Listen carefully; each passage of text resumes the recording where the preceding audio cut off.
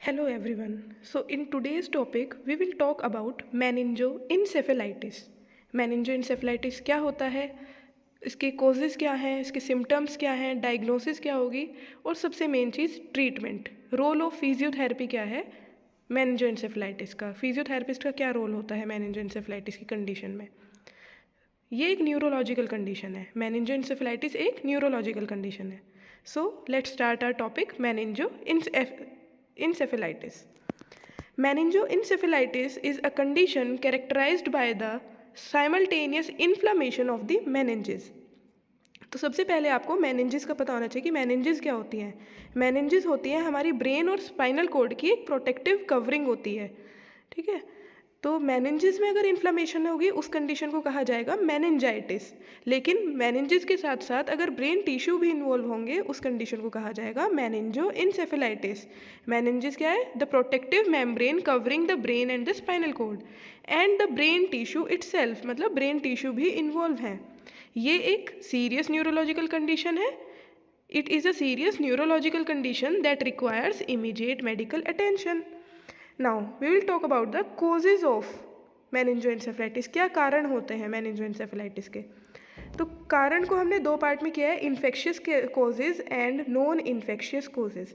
Infectious causes में किसी भी इन्फेक्शन के कारण अगर मेनिंजोएंसेफेलाइटिस इन्फ्लामेशन हो रही है, मेनिंजेस में ब्रेन टिश्यू इन्वॉल्व हो रहे हैं ये सब, तो वो होगा इन्फेक्शियस कॉजेज। जैसे कि वायरल इन्फेक्शंस के थ्रू कोई इन्फ्लामेशन हो रही है, या फिर बैक्टीरियल इन्फेक्शन, फंगल इन्फेक्शन या पैरासाइटिक इन्फेक्शन।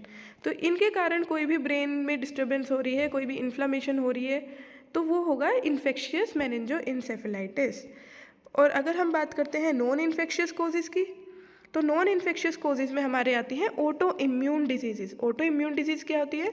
जब हमारा इम्यून सिस्टम हमारे ही ब्रेन के हेल्दी सेल्स, हेल्दी टिश्यूज़ पे अटैक करने लगे, तो उस कंडीशन को कहा जाता है auto immune diseases. For example encephalitis. और next thing is adverse reaction to medication. किसी मेडिकेशन का ओवरडोज हो जाना या किसी दवाई का कोई साइड इफ़ेक्ट आना, एडवर्स रिएक्शन आना। नेक्स्ट मैलिग्नेंसीज और मेटास्टैटिक कैंसर। ट्यूमर्स, कैंसर्स के कारण भी इन्फ्लामेशन हो जाती है मेनिंजेस में। अब बात करते हैं हम सिम्टम्स की। सिम्टम्स क्या क्या होंगे?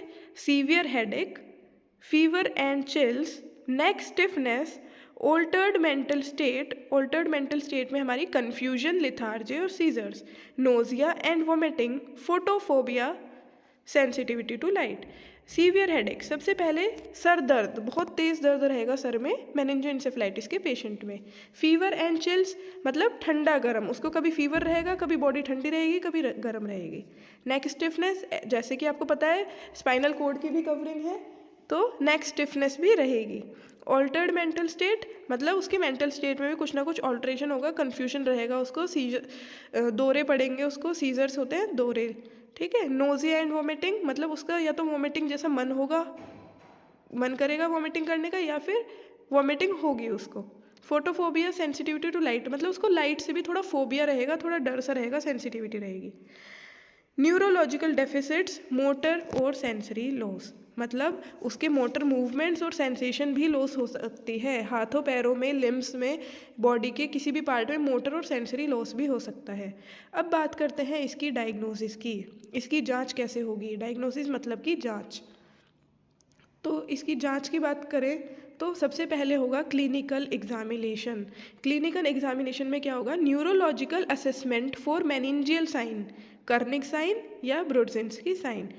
ये साइन हम पेशेंट्स पर चेक करते हैं एज अ फिजियोथेरेपिस्ट। हम पेशेंट का टेस्ट कैसे करेंगे कि इसको मेनिंजोइंसेफेलाइटिस है या नहीं? तो कुछ स्पेशल टेस्ट होते हैं, कुछ साइंस होते हैं जो एक थेरेपिस्ट पेशेंट के ऊपर चेक करता है।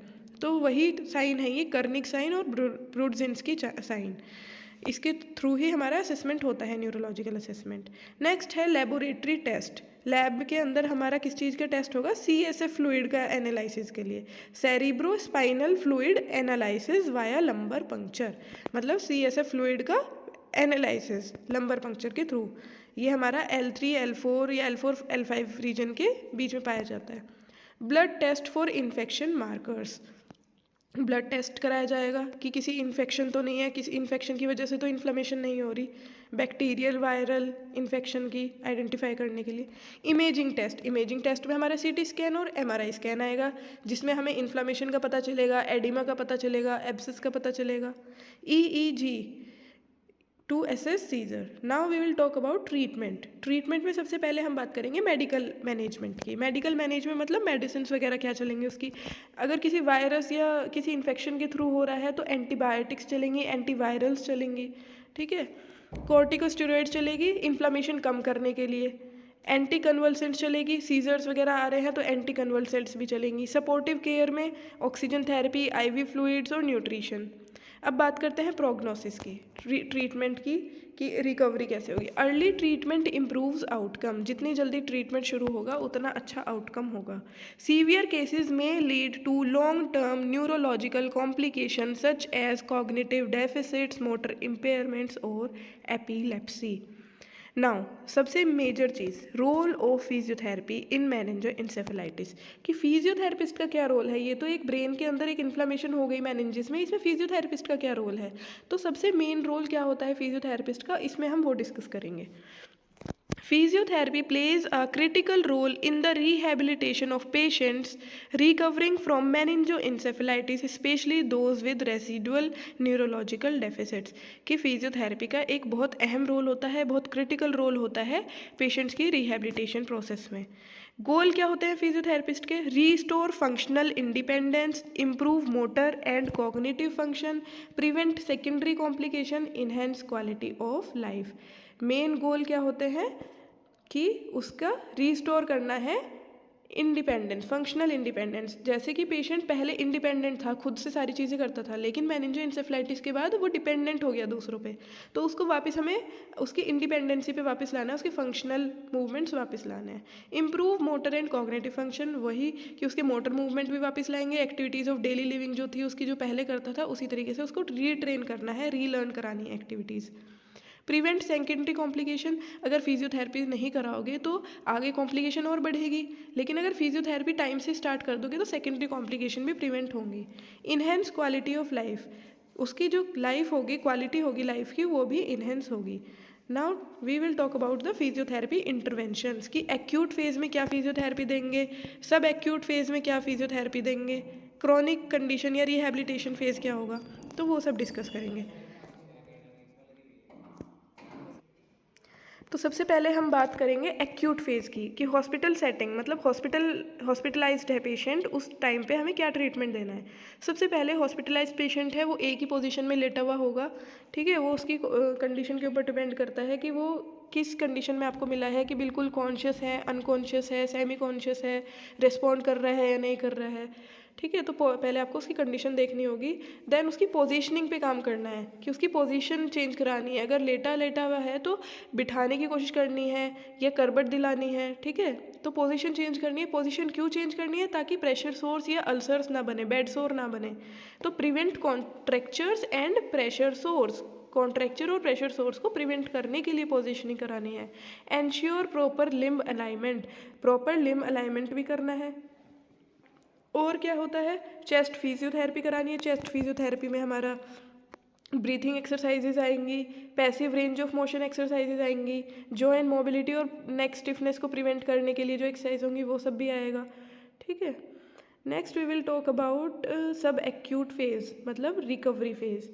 Neuro rehabilitation facilitate motor control using techniques like proprioceptive neuromuscular facilitation PNF, balance and coordination exercise कराएंगे, improve stability using tools like balance board और Swiss ball, मतलब उसकी बैलेंसिंग पे काम करना है, उसकी कोऑर्डिनेशन पे काम करना है, उसकी वॉकिंग पे काम करना है, ठीक है, उसके मोटर मूवमेंट्स पे काम करना है, मसल स्ट्रेंथनिंग पे काम करना है।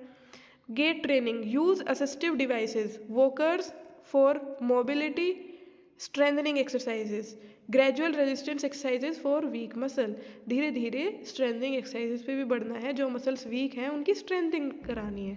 Next chronic phase, chronic phase में लॉन्ग टर्म रिहैब फेज चलता है, ये जो एक्यूट और सब एक्यूट फेज के बाद आएगा। इसमें फंक्शनल ट्रेनिंग होंगी, री learn activities of daily living, मतलब क्या होगा इसमें, जो उसकी डेली लिविंग की एक्टिविटीज़ थी जो वो पहले करता था उनको रीलर्न कराना है, रीटीच कराना है, मतलब दोबारा से उसको ट्रेन करना है।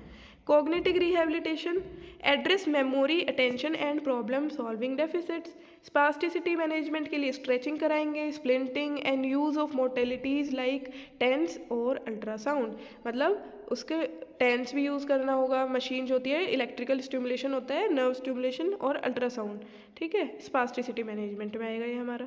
नेक्स्ट है हमारा कम्युनिटी री integration, vocational training and psychological support. Psychological support भी बहुत ज़्यादा इम्पोर्टेंट होता है कि उसको साइकोलॉजिकली आपको सपोर्ट करना है कि वो जब बेड रिडन होता है पेशेंट या उस किसी और पे डिपेंड हो जाता है पेशेंट, तो वो अपना एक तरीके से हिम्मत खोने लगता है, मतलब लो फील करने लगता है कि मैं शायद ठीक नहीं हो पाऊँगा। तो आपको उसको साइकोलॉजिकली ट्रेन करना है कि नहीं, आप ट्रीटमेंट ले रहे हैं, आप जल्दी रिकवर करेंगे, आप जल्दी ठीक हो जाएंगे, ठीक है। आपको उसको प्रॉपर ट्रेनिंग करनी है, उसकी साइकोलॉजिकली भी ट्रेन करना है उसको। फिजियोथेरेपी मॉडलिटीज़ में आप क्या यूज़ कर सकते हैं, इलेक्ट्रिकल स्टिमुलेशन यूज़ कर सकते हैं, हाइड्रोथेरेपी यूज़ कर सकते हैं, थेरेप्यूटिक अल्ट्रासाउंड यूज़ कर सकते हैं और ऑक्यूपेशनल थेरेपी कोलैबोरेशन भी कर सकते हैं। Outcomes of physiotherapy, improve mobility and independence, reduce spasticity and joint deformities, better overall functional and cognitive recovery. ये हमारा रिजल्ट जो आएगा वो। So thank you everyone for your support. So thank you class, किसी का कोई डाउट हो तो आप पूछ सकते हैं।